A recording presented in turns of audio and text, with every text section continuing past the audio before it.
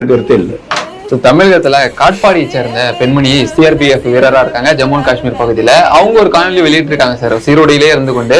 அதாவது கடந்த ஜூன் மாதம் வந்துட்டு தன்னோட வீட்டுல நகையெல்லாம் காணாம போச்சு, தமிழக காவல்துறையிடம் புகார் கொடுத்தோம், முறையான நடவடிக்கை இல்லை அப்படின்னு சொல்லி கண்ணீர் மல்க வீடியோ வெளியிட்டிருக்காங்க. இது எப்படி பாக்குறீங்க சார்?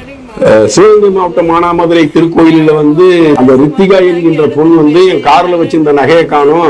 நான் எங்க அம்மாவை ஸ்கேனுக்கு அழைச்சிட்டு போனேன். ஸ்கேனுக்கு அழைச்சிட்டு போறப்ப கோயிலுக்கு போனாங்க எங்க அம்மா. நான் நகையை கட்டி கைப்பையில வச்சேன், நகையை திருடிட்டு கம்ப்ளைண்ட் கொடுக்குது. கம்ப்ளைண்ட் கொடுத்த 6 மணி நேரத்துல அது யாரை குற்றம் சாட்டியதோ அந்த நபரை கூட்டிட்டு வந்து அடிச்சு துன்புறுத்தி கொலையே பண்ணிட்டானோ, நாசம் பிடிச்சவனு. ஒரு சிஆர்பிஎஃப் ராணுவ வீரர் எல்லையில பாதுகாப்பு பணியில ஈடுபட்டு இருக்கக்கூடிய ஒரு பெண், அந்த பெண் வீட்டுல நகை திருட்டு போயிருக்கு.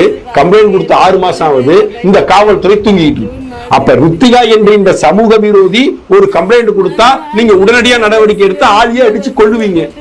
இந்த தேச பாதுகாப்பு பணியில் ஈடுபட்டு கொண்டு இருக்கக்கூடிய ஒரு பெண்ணு நகையை காண கம்ப்ளைண்ட் கொடுத்தா இந்த தமிழக காவல் சொத்து திராவிட மாடல் காவல்துறை எதுவுமே கண்டுக்காது.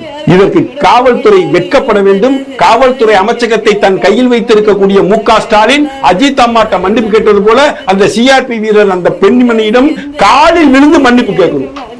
அமைச்சரவைக்கு கீழே இருக்கக்கூடிய காவல்துறை, அந்த காவல்துறை ரித்திகாவுக்கு என்ன ரியாக்ஷன் பண்ணுது, இப்ப இந்த அம்மாவுக்கு என்ன ரியாக்ஷன் பண்ணிருக்கு? அந்த ரித்திகா கல்பிரிட் 10 கல்யாணம் பண்ணிருக்கிறா. 10 கல்யாணம் பண்ணி வரதட்சணை போற கொடுத்து 10 ஆம்பளைங்களை ஏமாத்தி ஆட்டையை போட்டிருக்கிறா. 100 பேருக்கு வேலை வாங்கி தரும் 100 கோடி ரூபாய்க்கு பணம் சேர்த்திருக்கிறார். முதலமைச்சர் பெயரை சொல்லியே ஏமாற்றி இருக்கிறார்.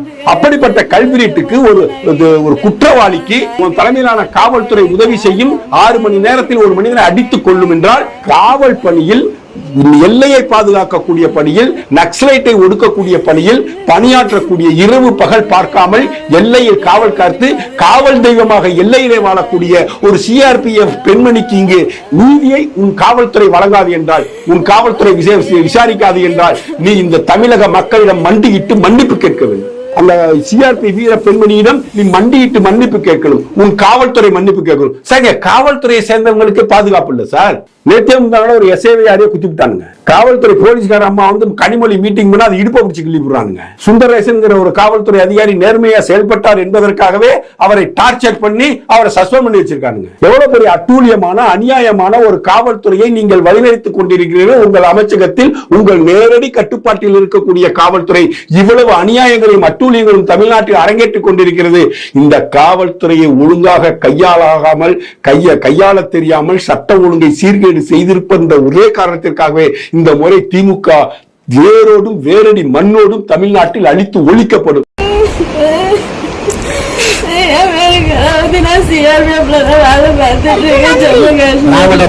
என்னென்ன கேட்கிறவங்களுக்கு நாராயணபுரம் கிராமம், எங்க வீட்டுல யாரு, எங்க அப்பா, எங்க அண்ணன், எங்க அம்மா. எங்க அம்மா 24ஆம் தேதி சாயங்காலம் 3:30 மணிக்கு மாடு மேய்க்க போகும்போது யாரும் கூட்டு உடச்சு மொத்த நகை எடுத்துட்டு போயிட்டேன். என் கல்யாணத்துக்காக சேர்த்து வச்ச நகை 5 மணி ரிட்டர்ன் வந்து பார்க்கும்போது மொத்த பூட்டு உடச்சிட்டு சாமான எடுத்துட்டு போயிட்டேன் நகை எல்லாத்தையும். 6 மணி எங்க அப்பா ஆடு மேய்ச்சிட்டு வந்து பார்க்கும்போது ஒரு நகையும் கூட இல்லைன்னு சொல்லிட்டு எங்க அப்பாவும் எங்க அம்மாவும் உட்காந்து ஓடாது. எங்க அண்ணன் வேலைக்கு போயிட்டு ரிட்டர்ன் வந்து பார்க்கும்போது அவங்க அழுதுட்டு பார்த்து கேட்டுட்டு போலீஸ் ஸ்டேஷன்ல போய் கம்ப்ளைண்ட் கொடுத்தா. ஜூன் மாதம் 24ஆம் தேதி நைட்டு. மறுநாள் 25ஆம் தேதி சிஎம் பந்தோபஸ்து சொல்லிட்டு யாரும் எதுவும் பண்ணவே இல்லை. 12:30 மணிக்கு தான் ஃபிங்கர் பிரிண்ட்டுக்காரங்கெல்லாம் ஃபிங்கர் பிரிண்ட் எடுத்துட்டு போனாங்க. எஃப்ஐஆர் காப்பி கூட போடாம 28ஆம் தேதி தான் எஃப்ஐஆர் காப்பி போட்டு கொடுத்தாங்க. நான் எல்லா விதத்திலையும் ட்ரை பண்ணி பார்த்துட்டேன். கேஸ் எந்த இடத்துல எதுவும் எடுக்க மாட்டேன்றாங்க. என் வீட்டுல யாருக்கும் எதுவுமே பண்ண முடியாம மொக்கிக்கிறாங்க.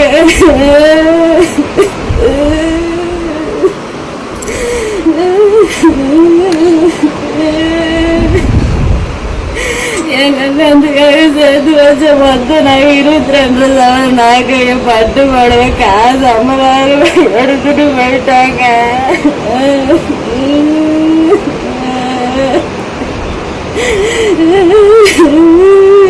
எல்லா விதத்துலையும் ட்ரை பண்ணி பார்த்துட்டு யாரும் எனக்கு ஹெல்ப் பண்ற மாதிரி இல்லையே. போச்சு, எங்க நகை போச்சு.